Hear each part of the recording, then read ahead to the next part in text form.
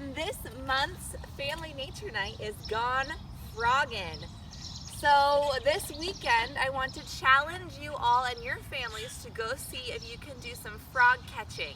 So some tips for frog catching. It's a really good idea to always wash your hands before and after you catch your frogs and your toads. You want to make sure that you don't keep your frogs or your toads for more than just a couple minutes to observe them. So maybe you put them in a bucket or you hold them in your hands and you observe them, but no more than just a few minutes. And then you want to make sure you always release them back where you found them. So that's really important because toads and frogs usually don't travel very far from where they're born, so we don't want to pick them up here in our lovely wetland and then take them over maybe to the lake. They won't like that. And then lastly, these are living creatures, so you want to make sure that you're using your gentle hands, right? We don't want to squeeze the frog, just gentle hands. I know frogs can sometimes be slippery, but that's why it's a good idea to maybe bring a bucket so that you can take a better look at them without actually needing to hold on to them too tightly. So that brings me to my next section, some materials that you might want to bring with you when you're frog catching. You don't actually need to bring anything with you. All you need are your hands and maybe a willingness to get a little wet and to get a little muddy. But if you want to, it's nice to have a net because then you can go for the frogs that are a little farther away and maybe they won't see you coming. It makes it a little easier to catch them. It's a good idea to bring a bucket so that you can observe your frogs, like I said, so you don't have to just hold them. You can put them in the bucket and maybe get a closer look, maybe watch some of their behaviors and what they do. You might want to bring some boots or some water shoes. You can also go barefoot. And then you also want to wear some clothes that maybe you don't mind getting a little dirty in. So like I said, you might get a little wet, you might get a little muddy. So it's a good idea to wear some clothes that you don't mind having to wash. Might also be a good idea to bring a towel with you, depending on how muddy or wet you get. All right, so now you may be wondering, but Miss Ashley, how do I know if I caught a frog or a toad?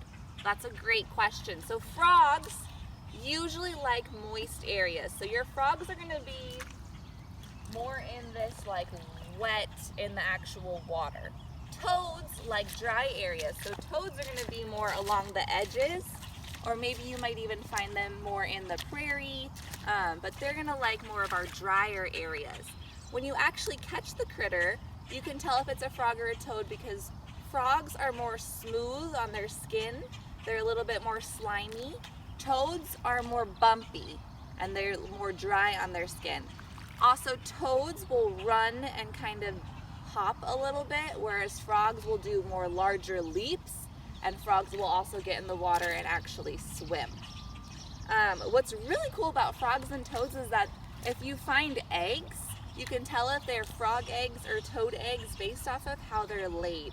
So frogs will lay their eggs in clumps, whereas toads will lay their eggs in a chain or in a line.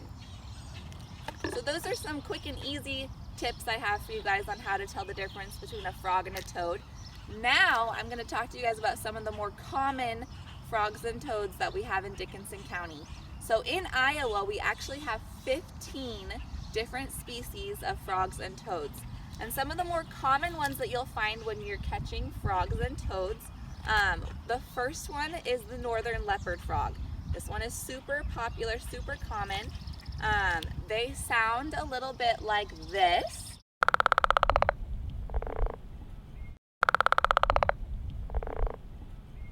The next common frog that you may find is a bullfrog, and these are those green ones. Usually they're kind of a darkish green, sometimes they can be more of an olive, but they can grow to be very, very large. You may find a small one, you might find a big one, just depends on where you are, but they sound like this.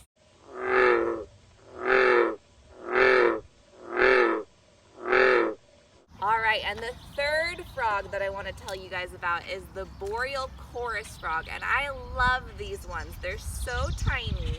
They're pretty small, about the size, maybe a little bit bigger than their thumbnail, but they have a really cool call, and they're one of the first frogs to call in the spring. So now that it's summer, we might not hear them as much, but I bet you heard this call a lot in the spring.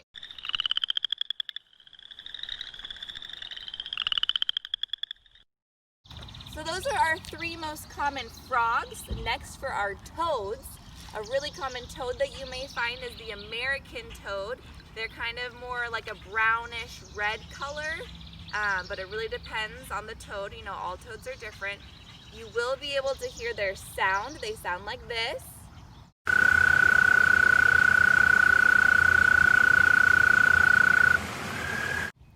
So sometimes the American toads that you find are going to be big.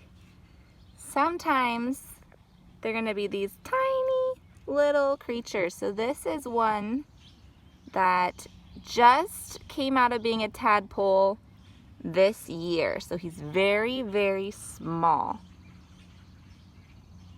So just keep in mind that sometimes you might have to look really, really closely, because sometimes these guys might be hiding, and they're pretty good at it since they're so little. Can you guys spot the toad? Like I said, they're pretty good at hiding. So remember, gentle hands when you pick them up. But there he is. And then the second toad that you might find while you're catching is the Great Plains toad. And they sound like this.